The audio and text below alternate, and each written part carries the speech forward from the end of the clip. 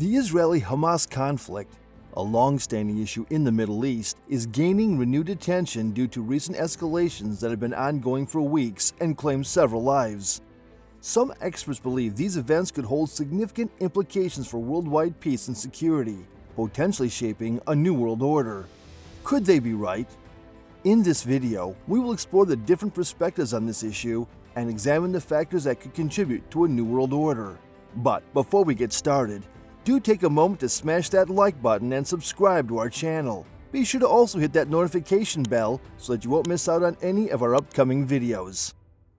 After Hamas' attack on October 7th, celebrations erupted in Iran, with the office of Iran's Supreme Leader, Ayatollah Ali Khamenei, releasing a propaganda video glorifying the Al-Aqsa storm operation. In Tehran's Palestine Square, regime supporters distributed drinks and sweets to passers-by. In the days following the attack, Israel and Hamas have remained in the headlines, marking the latest chapter in the long-standing conflict with the Palestinians.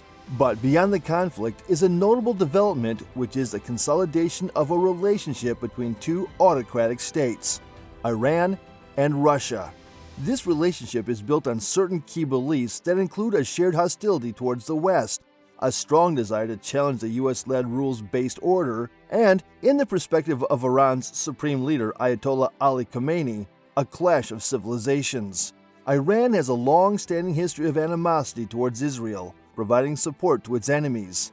The Iranian Revolutionary Guard Corps, or IRGC, has been funding, arming, and training Hamas since the early 90s. Although funding was temporarily halted in 2012 due to a disagreement over support for Iran's ally, Bashar al-Assad in Syria, it was resumed in 2017. Major General Yahya Rahim Safavi, a military advisor to Khamenei, has expressed unequivocal support for the attack, and the spokesperson for the Izzuddin al-Qassam brigades extended gratitude to Iran for providing weapons, money, and equipment, including missiles for targeting Israeli strongholds and anti-tank missiles. Russia has traditionally maintained good relations with Israel, and President Vladimir Putin initially gained prominence by taking a hardline stance against what he labeled Islamic terror in Chechnya, which led to the destruction of Grozny. However, as Putin's ambition for conquest has grown, it has caused a shift away from the Western order he once aspired to be a part of. In the past year, Putin made a deliberate choice to become a Western outcast in exchange for seizing parts of Ukraine. However, the cost of this decision has been more significant than anticipated, forcing him to adapt. Since February 2022, Russia and Iran have formed a kind of alliance, seeking each other's assistance as they find themselves increasingly excluded from international agreements and trade deals. In September, Russia's defense minister, Sergei Shoigu, paid a visit to Tehran. During his visit, he met with Mohammad Bagheri, the chief of staff of the Iranian Armed Forces, to discuss strengthening bilateral defense and military cooperation. Following their meeting, Shoigu was given a tour of Iran's drone, missile, and air defense arsenal at the IRGC Aerospace Force headquarters in Tehran. During the meeting, Sergei Shoigu, Russia's defense minister, also engaged with his Iranian counterpart, Brigadier General Mohammad Reza Ashtiani, who has a military background. They showcased Iranian missiles, including the Pava cruise missile and 358 surface-to-air missiles. The situation is concerning because weeks after, the UN Security Council's requirement for countries to seek permission before transferring specific missiles and drones to and from Iran was to expire, and Washington has already accused Iran of violating this rule by transferring Shaheds to Russia, and now it may be able to acquire much-needed missiles for its own war. While the Security Council's deadline does include a snapback clause for violations, it appears that enforcement is unlikely, as the Biden administration strongly desires a nuclear deal. In a recent development, Washington struck a deal with Iran, securing the release of 5 American hostages in exchange for 5 Iranians held in U.S. prisons and the release of around $6 billion in Iranian assets previously frozen in South Korea. Critics of the deal argue that the released funds may have been used to finance the recent attack. The White House insists there are safeguards to ensure the money is directed only toward humanitarian purposes. However, the idea is somewhat naive because even if the Americans ensure the money is used correctly, it merely enables Iran to divert resources they might have used for other purposes, channeling it to their proxy groups in Gaza and Beirut. The Kremlin, in contrast, doesn't hold a genuine ideological interest in Gaza, but its influence is becoming evident.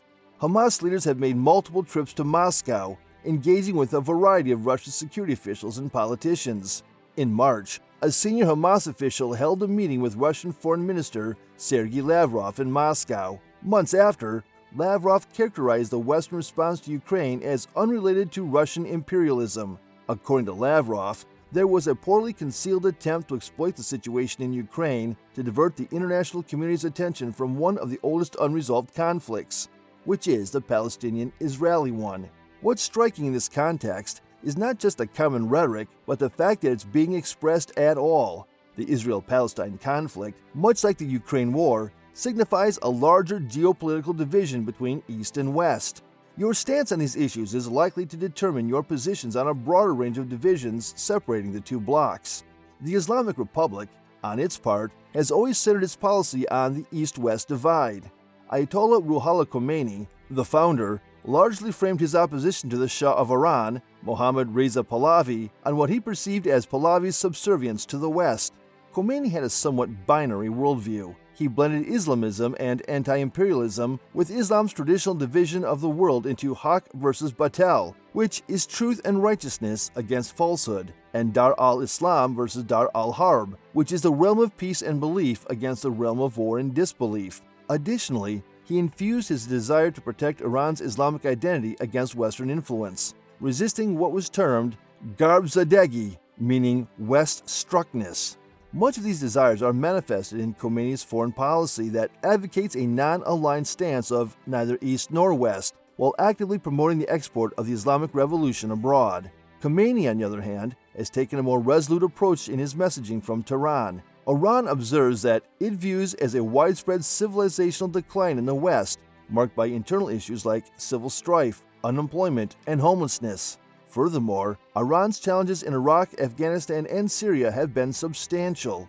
From a political standpoint, Iran emphasizes significant developments, including the rise of the BRICS group, with their application for membership in June 2022, set to become official on January 1, 2024. They also note the emergence of new trade routes and a shift in economic power toward the global south. Khomeini envisions a shift in the course of history, leading to the emergence of a new world order characterized by three civilizations: a Russo-Slavic civilization led by Russia, and an Islamic civilization under the leadership of Iran's Shia Islamists and the Chinese Han civilization.